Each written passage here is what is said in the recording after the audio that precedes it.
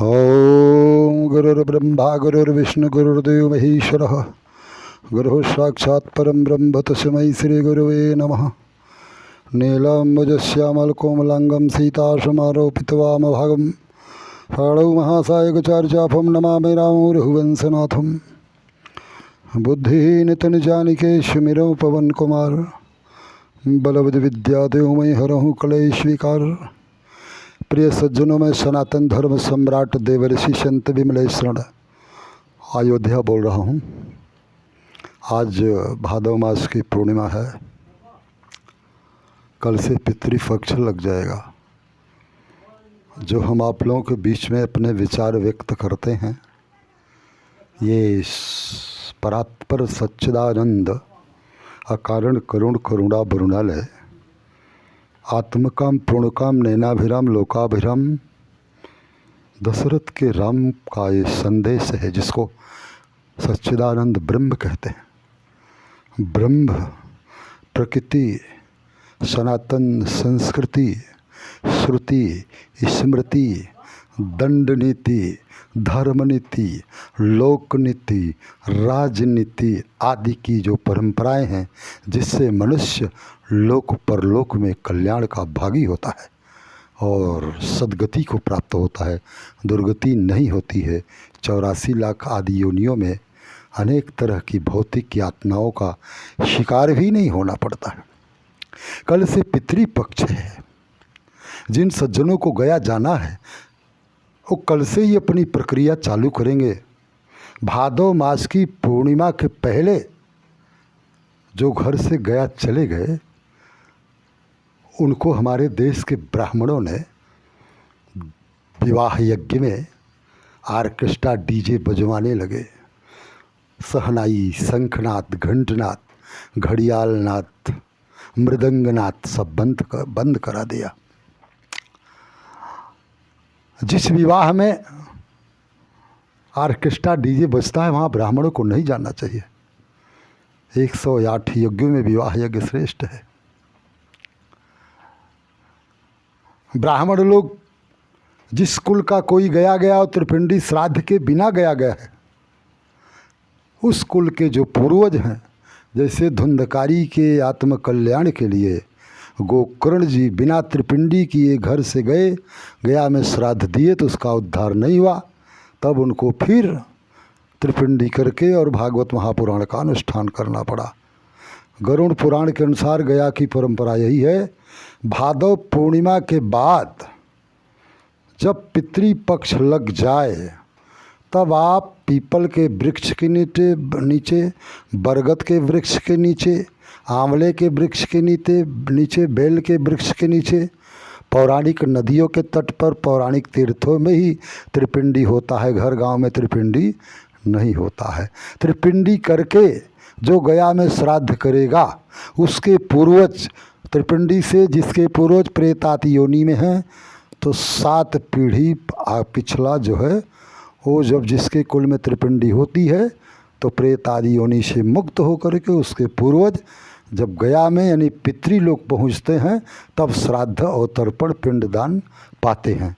और बिना त्रिपिंडी के जो गया में गया, मान लो श्राद्ध कर ही दिया, तो धुंधकारी की तरह जो बीच में अधर में लटके हैं, उसी के कुल में पितृदोष उत्पन्न होता है और उसी का कुल संपन्न होने पर भी विपन्न अधोगति, अकाल मृत्यु, क्लेश, झगड़ा, मुकदमा आदि बीमारी आदि का शिकार हो जाता है।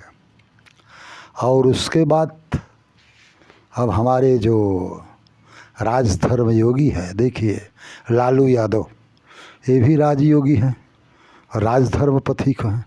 इन्होंने विवाह किया तो ये बेचारे कामचोर नहीं, 7 बेटी और 2 बेटा शायद पैदा किए, कन्फर्म नहीं हूँ, पर चारा चोर हैं, चारा चोरा लिए। और हमारे जो देश के वर्तमान में प्रधानमंत्री हैं नरेंद्र मोदी, ये चारा चोर और पैसा चोर तो नहीं है, पर काम चोर हैं। ये दंपत धर्म में आए तो यशोदा बहन को कोई चिड़िया भी नहीं पैदा हुई, पर इनको नेचुरल लॉ का यह प्रमाण है। इंडियन लॉ मेकर हैं और हम Indian law maker, natural law maker दोनों हैं, प्रकृति प्रदत्त साधु हैं। इसलिए जो है, जैसे सावित्री के सिंदूर से सत्यवान को दीर्घायु मिली, उसी तरह से यशोदा बहन के सिंदूर के सौभाग्य सुहाग के प्रताप से आप 2-2 बार प्रधानमंत्री बने और तीसरी बार प्रधानमंत्री बनने के बॉर्डर लाइन पर पहुंच रहे हैं। तो आप सबसे पहला काम करिए मोदी जी, यशोदा बहन को लेकर साथ में वोट मांगिए और उनके हाथ की रोटी खाइए। धर्मो रक्षति रक्षित, जैसे अर्जुन सूरवीर था। ध्यान रहे, देश का कोई प्रौढ़ वैराग्य से संपन्न संत और जंगल का राजा शेर और सूरवीर ये अकेले में चलते हैं। वीर हो गया वसुंधरा। देश सजावे 3 जन, संत सती और सूर, देश बिगाड़े 3 जन, कपटी कुचाली क्रूर। पर देश के नेताओं ने, देश में पतिव्रता नारी तो 10,000 नारी में 1-2 मिल सकती है, मजबूरी में भले पर्दे के अंदर मर्यादा में है, लेकिन विश्व में एक भी सती नारी नहीं मिल सकती, क्योंकि देश का संविधान ऐसा है जो सतीत्व को और धर्म के अस्तित्व को कमज़ोर करता है। भारतीय संस्कृति विकलांग हो गई है और धीरे धीरे हॉस्पिटलाइज हो गई है और कोमा में पहुंच रही है। और उसके बाद नारी, इस प्रकृति ने, इस परमात्मा ने अपने दासी प्रकृति से कहा, ब्रह्मा शंकर आदि सृष्टि की रचना करो। मृतलोक बनने के बाद प्रकृति ने 2 जाति बनाया, एक का नाम नर, दूसरे का नाम नारी। इन दोनों का नाम क्या था? स्वयंभू मनु यरु सतरूपा, जिनते भई नर सृष्टि अनूपा। जो पहला पुरुष बिना स्त्री पुरुष के संयोग के, बिना काम क्रीड़ा के, बिना डिलीवरी के जो पैदा हुआ, प्रकट हुआ, उसी का नाम मनु है। और जो बिना काम क्रीड़ा आदि के नारी पैदा हुई, उसका नाम सतरूपा है। और आपने सतरूपा को, हमारे देश के नेताओं ने सतरूपा को कुरूपा बनाया। प्रकृति ने 2 जाति बनाया, नर और नारी। अब नारी में सास, ननद, मौसिया सास, भौजाई, बहन, मऊ और जो है नन और तमाम रिश्ते हैं, ककिया सास, ददिया सास, ये संस्कृति हो गई।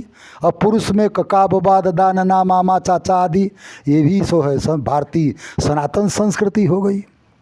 और सतरूपा को, आज के सतरूपा को देश के नेताओं ने दासी बना दिया, नर्तकी बना दिया, उनको आरक्षण दे दिया। पर जो सतरूपा है उसको प्रकृति ने 6-7 डिग्री दिया है। एक तो उसका नाम सतरूपा है, दूसरे उसका नाम अर्धांगिनी है, तीसरे उसका नाम भार्या है, चौथे उसका नाम धर्मपत्नी है, 5वें उसका नाम जननी है और गृहिणी है। बिन गृहिणी घर भूत को डेरा, अखंड सौभाग्यवती, विद्यावती, धनवती, ज्ञानवती है। उसको घर में रह करके, जिस दिन किसी स्त्री को, जब कोई स्त्री रजस्वला होती है और उससे पुरुष का संयोग नहीं मिलता, तो उसका पिता पातकी हो जाता है। रजस्वला के पहले यदि उसका विवाह नहीं हुआ है तो जेकर पिता पातकी हुई, ताके कुल में रहे न कोई। इसलिए कर्म ही पूजा है, धर्म ही रास्ता है। मुझे देश का संविधान और मुझे जो है देश के नेता की अब जरूरत नहीं रही। रावण, कुंभकर्ण ने, कंस, शिशुपाल ने, मुगल शासकों ने क्या किया, उससे मुझसे मतलब नहीं है। मुझे तो केवल संस्कृत राष्ट्र से और राम राज्य परिषद पार्टी से मतलब है। 2024 के बाद जैसे अंगद हनुमान जी ने लंका का सर्वनाश किया और जैसे तुलसी जी के प्रार्थना पर हनुमान जी ने अकबर बादशाह का मदमर्दन किया, उसी तरह से 2024 के बाद मेरी मजबूरी है, मैं राम राज्य परिषद के पार्टी के लिए, संस्कृत राष्ट्र के लिए हनुमान जी से, अंगद जी से, काली से, भैरव से, दुर्गा से प्रार्थना करूंगा। तो हमारी प्रार्थना पर ये सब दौड़े दौड़े चले जाएंगे और जो संविधान के मालिक हैं, जो देश के मालिक हैं, उनको ऐसा दंड मिलेगा, या तो इस्तीफा देंगे या संस्कृत राष्ट्र घोषित करेंगे। और प्रकृति के विपरीत, संस्कृत के विपरीत 2 व्यक्ति ने आचरण किया। इंद्र का लड़का जयंत सीता के चरण में चोंच मारा तो भगवान राम ने उसकी एक आँख फोड़ दिया। संस्कृत के विरोध में असुरों का गुरु शुक्राचार्य अपने चेले से जो है उलझ गया, इसलिए शुक्राचार्य की भी एक आँख फूट गई। जैसे दोनों आँख प्रकृति के विरोध में कार्य करने वाले रामभद्राचार्य जी की फूटी हुई है। और धीरेन्द्र कृष्ण शास्त्री जी, तुमसे एक प्रार्थना है। तुम क्या हो? धीरेन्द्र कृष्ण। और द्वापर के जो धीरेन्द्र कृष्ण थे वो अपने गुरु संदीपन के मरे हुए पुत्र को लाकर गुरु दक्षिणा में दे दिया। अपने माता के 7 मृतक पुत्रों को लाकर वापस किया। तुम्हारे पास अगर तुम संस्कृत के पुत्र हो, भारत माता के आंचल का अगर तुम आदर करते हो, तो तुमको जो है अपने गुरु की आँख को फिर से रोशनी देना चाहिए।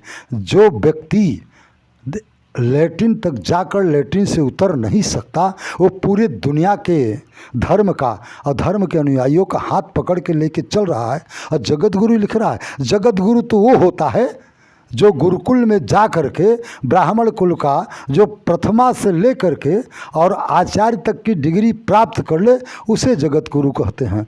जो गुरुकुलम का कभी मुँह ही नहीं देखा, वही जो है जगत गुरु है, वही पीठाधीश्वर है नरेंद्र गिरी की तरह।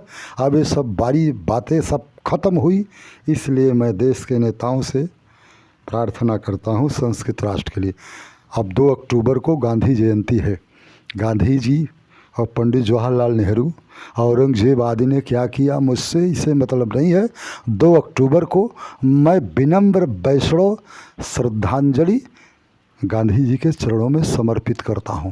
उसके बाद देश के नागरिकों से, हिंदुओं से अनुरोध करता हूं कि हर व्यक्ति धोती पहनो, ललाट में तिलक लगाओ, हाथ में कलाई नारा हो, गले में कंठी हो। और भारत का अगर हर नागरिक बुद्धिजीवी, अनुभवी और अपने को सम्मानित स्वाभिमानी समझता है, तो मुझे अब तत्काल में कोहिनूर हीरा चाहिए, न मुझे बाबरी मस्जिद चाहिए, न कोई ज्ञानवापी चाहिए। एक बात। दूसरी बात, हिंदू, मुस्लिम, सिख, ईसाई, पारसी, जैन, इस्लाम, महात्मा जो विक्रमादित्य थे वो चक्रवर्ती सम्राट थे। परीक्षित जो थे वो चक्रवर्ती सम्राट थे। विक्रम संवत भी बनता है। विक्रमादित्य चक्रवर्ती सम्राट थे, संस्कृत राष्ट्र था। तो जिस परंपरा से राम ने, कृष्ण ने, विक्रमादित्य ने, परीक्षित ने, भरथरी ने शासन किया, वही संविधान और वही संस्कृत राष्ट्र मुझे चाहिए। न मुझे अम्बेडकर का संविधान चाहिए, न मुझे हिंदू, मुस्लिम, सिख, ईसाई, पारसी, जैन चाहिए। क्योंकि हिंदू, मुस्लिम, सिख, ईसाई, पारसी, जैन, इस्लाम, बौद्ध ये धर्म नहीं, ये पंथ हैं। इनके माता पिता हिंदू थे, इनका इतिहास पढ़िए। और चीन में जिस तरह से मुसलमानों की टोपी चीन उतरवा लेता है, मुसलमानों को कारागार में डलवाया है, दाढ़ी कोई नहीं रख सकता, नमाज कोई नहीं अदा कर सकता। तो विश्व के जितने मुसलमान हैं ज़रा भी इज्जतदार, शानदार हैं, तो उनको चीन में जाकर इस्लाम की हिफाजत करनी चाहिए। नूपुर शर्मा के जबान लड़खड़ाने से कुछ बात नहीं है। अगर इस्लाम सुरक्षित है, सकुशल है, तो केवल हिंदुस्तान में, न पाकिस्तान में है, न तालिबान या सऊदी अरब में है, या नाइजीरिया वगैरह में भी है। कितने खेत की बात है। और अंतिम बात, देश के नेता सुन लें, दीपावली पर हमारे नोट के करेंसी में गणेश की प्रतिमा होगी और लक्ष्मी जी की। जैसे एक जटायु पक्षी, मुर्दे का मांस खाने वाला जटायु पक्षी, उसने देश के संस्कृति का आदर किया, इसलिए सीता को बचाने में अपने प्राण को गंवाया, तो वो राम के गोदी में मरा। और हमारे राम के पिता दशरथ जी अपने दंपत धर्म, कुल धर्म को बचाने में अपने प्राण को गंवाए। उसका नतीजा ये हुआ कि जब मरने लगे तो चारों बेटे सामने नहीं। भगवान राम जटायु पक्षी की तरह ही अपने हाथ से किया, तही की क्रिया यथोचित निज कर कीन्ही राम, अबिरल भगति मांगी बर गीध गयो हरिधाम। और भगवान राम के जो पिता दशरथ थे, जब वो मर गए तो चारों बेटों सामने नहीं थे। इन्हीं चंद शब्दों के साथ वाणी को विराम है। जो मेरी आवाज़ है वो सच्चिदानंद ब्रह्म, प्रकृति, संस्कृति, दंड नीति, धर्म नीति, राजनीति, लोकनीति, वेद नीति, संत नीति की परंपराओं का प्रचार है। इसलिए जो मानेगा वो सदा चिरंजीवी सुखी रहेगा, खुशहाल रहेगा। वो जो नहीं मानेगा वो गर्त में जाएगा। इन्हीं चंद शब्दों के साथ वाणी को विराम है। बोले श्यापति रामचंद्र की जय, उमापति महादेव की जय, पवन सुत हनुमान की जय, सत्य सनातन धर्म की जय हो। धर्म की जय हो, धर्म का नाश हो, प्राणियों में सद्भावना हो, विश्व का कल्याण हो। गौ माता की जय हो, गो हत्या बंद हो। हर हर महादेव, हर हर महादेव। ओम शांति ही शांति ही शांति ही।